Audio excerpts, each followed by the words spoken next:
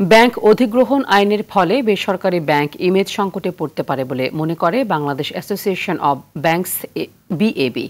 নিজেদের মমতা দিয়ে বেসরকারি ব্যাংক গড়ে তোলা হয়েছে জানিয়ে সরকারকে আগে সরকারি ব্যাংকের দুর্বলতা দূর করার আহ্বান জানান তারা।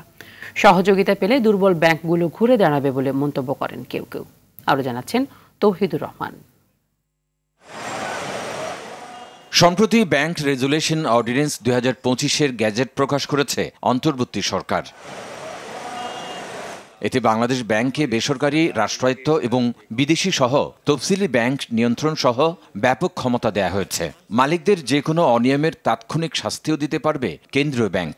এই নীতিমালা প্রয়োগ করতে যে ব্যাংকগুলোর অসুবিধা হচ্ছে তার সময় চেয়েছে, আমরা 1 মাস সময় দিয়েছি।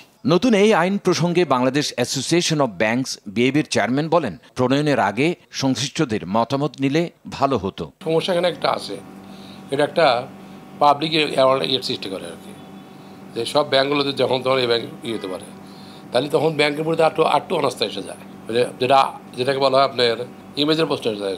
আর্থিক খাত দুর্বল হওয়ার জন্য কেন্দ্রীয় ব্যাংকেরও দায় রয়েছে জানিয়ে আইনটি বাস্তবায়ন কঠিন হবে বলেও মন্তব্য করেন এফবিসিসিআই এর এই সাবেক সভাপতি। কালকে যদি বাংলাদেশে একটা ইলেকশন হয়, সংসদ গঠিত হইল, সেই সংসদ তো এই অধ্যাদেশ পাশ করতে হইব।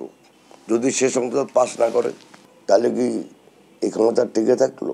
তবে ক্ষতিগ্রস্ত বিনিয়োগকারীদের স্বার্থ রক্ষায় এই আইন করা হয়েছে বলে মনে করেন বিএবির কেউ কেউ। কোনো ব্যাংক বন্ধ করার জন্য করা হচ্ছে এটাই মনে করি না, বরং এই ব্যাংকগুলোকে পুনরুদ্ধার করার জন্যই এটি একটি পদক্ষেপ বলে আমি মনে করি।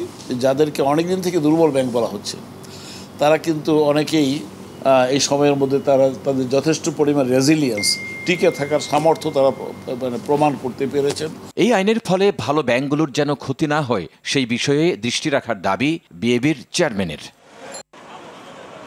তৌহিদুর রহমান, RTV, ঢাকা।